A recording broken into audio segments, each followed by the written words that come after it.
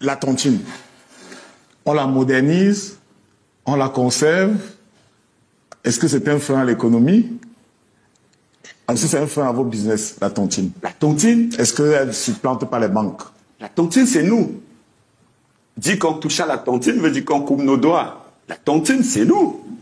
Les Chinois, pendant qu'ils trichent notre tontine, vous voulez qu'on touche à notre tontine?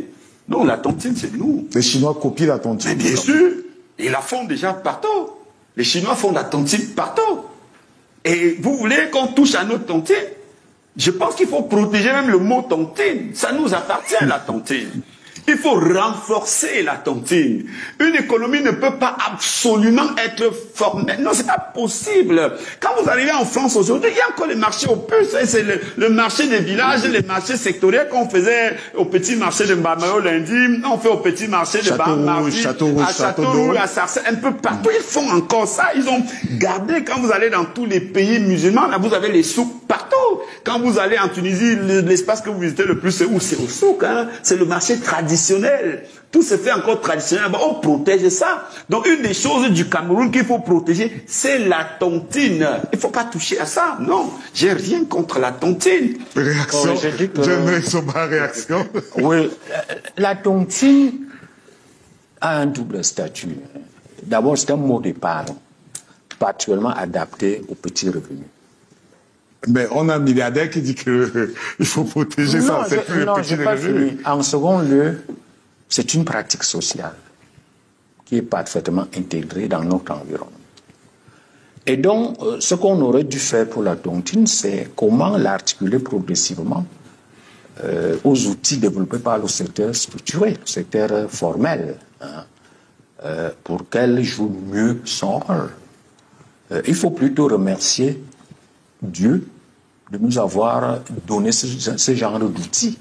Parce que sans la tontine, il est peu probable qu'un certain nombre de fortunes nationales auraient pu atteindre le niveau actuel. Je crois qu'il n'y a pas de débat là-dessus. C'est un outil, un patrimoine à maintenir, à respecter, à encourager. Et c'est un outil économique. Vous m'avez entendu dire que je passais plus de 80% de mon temps à me défendre contre l'administration.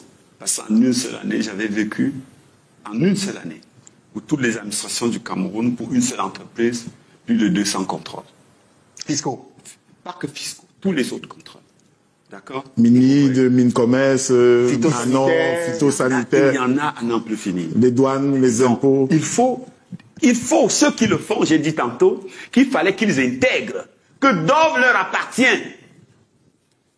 Dove n'est pas à moi. Dove, ça appartient au Cameroun. Quand vous allez à Dove, vous allez chez vous. Vous n'allez pas chez moi, là. Je dis que vous payez pour que j'ai créé l'emploi avec. Est-ce qu'il y a les preuves que j'ai créé les emplois avec tout ce que vous avez donné? Oui. Donc, il est le vôtre. Dove, c'est le village de tout le monde ici. Le problème du Cameroun aujourd'hui, c'est les emplois. Décent ou pas décent, c'est d'abord les emplois.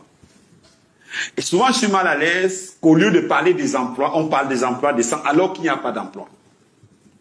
Quand j'ai ouvert Dove Mokolo, et vraiment, je le dis sans aucune crainte, mes premiers employés ont été payés 18 000 francs le mois.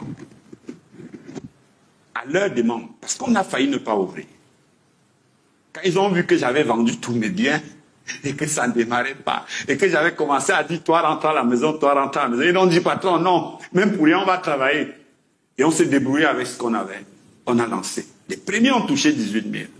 Aujourd'hui, ces gens-là sont dans le capital. Tous sont entrés dans le capital de Dove. Tous. Tous ceux qui sont restés jusqu'aujourd'hui sont devenus actionnaires. Parce qu'ils ont accepté au début de le faire. Ils sont aujourd'hui des gens très respectés.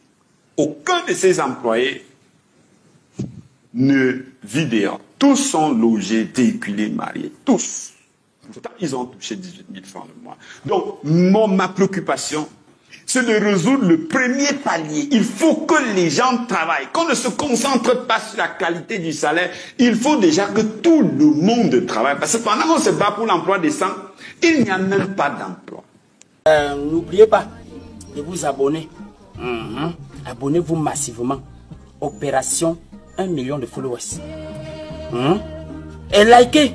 Laissez un commentaire si ça vous a plu. c'est tout. Aidez-moi à partager au maximum. C'est pas ça? C'est ça.